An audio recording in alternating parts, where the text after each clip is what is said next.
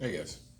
So, I'm not sure if it's been brought to your attention or not yet about the attempted kidnapping of the Michigan governor, but we're going to talk about that here. Um, I think that this case is dangerous. I think that, and I sent this to everybody when I first heard about it. I think that stuff like this sets a precedent. And this shows you just how downright dangerous, uh, how far right our country really is. Uh, this is really active war type shit. And I think that sometimes we on the left, um, we get Stockholm treatment or whatever, I don't know what you want to call it, Stockholm syndrome. So let's see here. Plot to kidnap Michigan governor. At least 12 people were charged with a scheme that involved months of planning and field exercises. The FBI said it thwarted what described as a plot to violently overthrow the governor and kidnap Michigan Governor Gretchen Whitmer. Members of the Michigan militia experienced twice conducted surveillance at her personal vacation home in northern Michigan and discussed kidnapping her to a secure location in Wisconsin to stand trial for treason prior to the November 3rd election. Hold on a second. All right, that's better. November 3rd election. Affidavit filed hours after a team of FBI agents raided Heartland Township home and comes amid an ongoing investigation into the death of a Detroit man killed during a shootout with FBI agents. The case is rather unprecedented. It does send a very vivid reminder that we may live in a period of discourse, perhaps even divisiveness and fighting across the nation.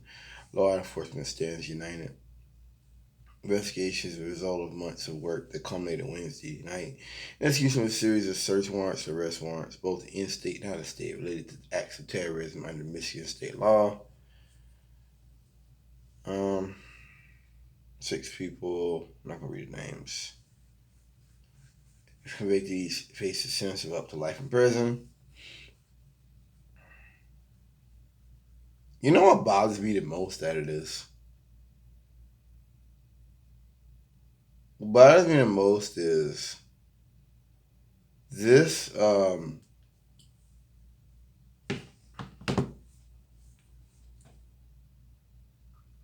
What bothers me about this is just how dangerous this really is. Like I speak on here often about how Charlottesville and things like that, they were basically done by Trump proxies.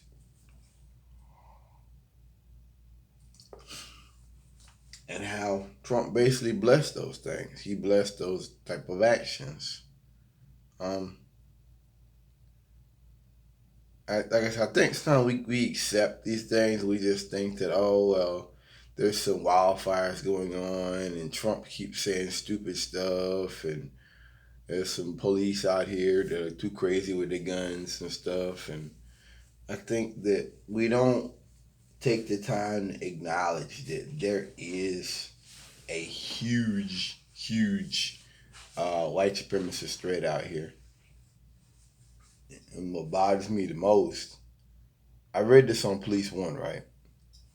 And you had cops on there talking about how, oh, well, this is an FBI false flag, this is fake, that these guys were anarchists. And I'm like, wait a minute. You're not understanding something. Of course, Proud Boys aren't technically Republicans, dumbass.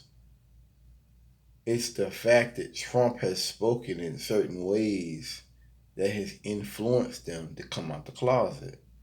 That's the point that I've been trying to make. Of course, they're not registered Republicans, they're extreme right wingers. But the way that Trump operates and the way he acts and the way he conducts himself, gives these people what they believe to be a voice. That's what it is.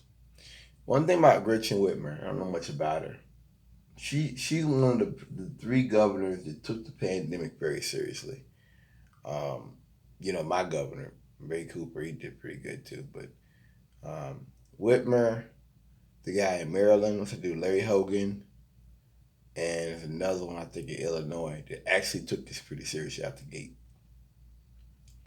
And I kept saying, there were all the remember back when they had the people running around with guns and stuff. I kept saying that context. People running around with guns, and Trump sent out tweets talking about liberate Michigan, liberate Illinois, right? And I kept saying that the fact that these governors still have a pretty good popularity in their states is good. Because you may not like what they're doing, but you still respect them. And I don't remember a reason why that was the number one thing I was looking at. That was a big deal for me back then. That was like April, I think. So Trump says liberate those states. And now you have armed paramilitaries making conspiracy to kidnap that governor. I just feel like this is another example of the danger of Trump's rhetoric. The danger of a rhetoric that is just so reckless. The danger of a rhetoric that just has no love for anybody. The danger of a rhetoric that just pretty much operates upon destroying all kind of basic respect, basic cooperation. And to me, this is an example. It's like if you tell a person, you're like, hey man, that tire is leaking, you better change it. They don't, and the tire blows out somewhere in a bad situation. They're out there in the rain. And people forget, you're like, dude, remember I told you last week to do that? Or someone's like, you better get that checked out, or like some get infected. And then it does get infected. This is what this says. We say this stuff time after time. How the things Trump's saying will cost lives. The things Trump says and the decisions that he's making will cost lives. A lot of them. And he knows it.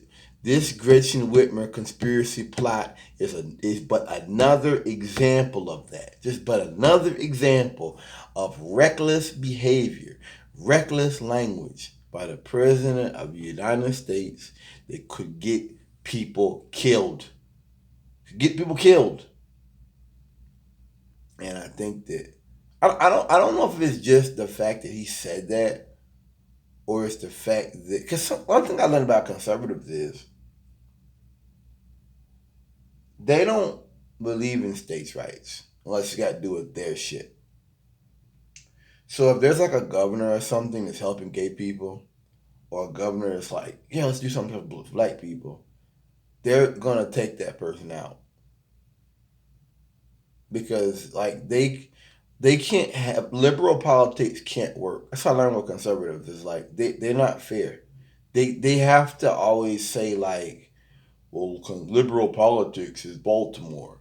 Liberal politics is Southside Chicago. They'll never talk about when it actually works, when it actually provides goods and services. So they can't do that. And so the fact that Gretchen Whitmer put forth those rules and people still love her for it, it's like, well, you're a threat to Trump. We have to kill you. I wonder if that's the case.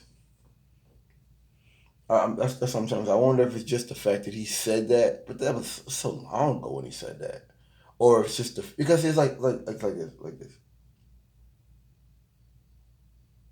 One thing about conservatives, these white boys, these domestic terrorists, is that they're not operating upon the idea of we'll just disagree on certain things and we'll just live, we'll just live. Like, no. They want control. 100% of it all the time. Just like with King, it's like with Malcolm X. If you are out here doing things and people like you and people love you and you're making movement and you're making social change and you're actually, you know what I mean? They gotta take you out because you're too dangerous. You see? Too dangerous. We know about with King how they put the suicide letter out there talking about you sleeping around or something. We know about all the shit King went through. Yep. Oh, like I said, man. I just think that this is one of those things that was bound to happen eventually. I think that if you're bought into this system, you won't get this. You won't see it. You won't understand it. This is another step towards fascism. And it's another step of a failing empire that you actually have people attempting to kidnap a governor, a sitting governor of a state, and no one even talks about it. Like America is a banana republic. Like it pleases me that like America is where. I used to hear people talk about communism when I was a kid, and like everything about communism, the repressive tactics of the police and everything, that's what America is now. Except it's the other way. There's nothing for the people. But everything about communism, people fomenting revolution, serious protests in the street, people attempting to commit terrorist acts against the federal government and the state governments. Don't forget those guys that Trump had fired. And dude was a big conservative, and they found somebody lurking outside his house and sleeping in a car with a rifle. This I don't think average people understand how many of these type of things have gone on, where people are doing shit and just barely get. I don't think people realize that. I think that we're kind of soft when it comes to that. That's a very bad thing. These are mile markers, man, in the path towards fascism, and this is real. But yeah, we're dealing with fascist government. We're dealing with people who want to kidnap state and local officials they don't agree with, right? We're dealing with uh, all manner of corruption at the federal level. We're dealing with men running around the streets with ski masks on, kidnapping people without charges. Like this is all the stuff they once said about communism and communist countries. That's America. All the police repression. That is America, bro. Everything they said about Cuba. Yeah, we're there. The poverty. We're there. Yeah. Oh yeah. You know. I don't follow Western media. And I don't live in this society for the most part. I just work under the flag, as I said. I'm deeply embarrassed to where my country is going. Peace.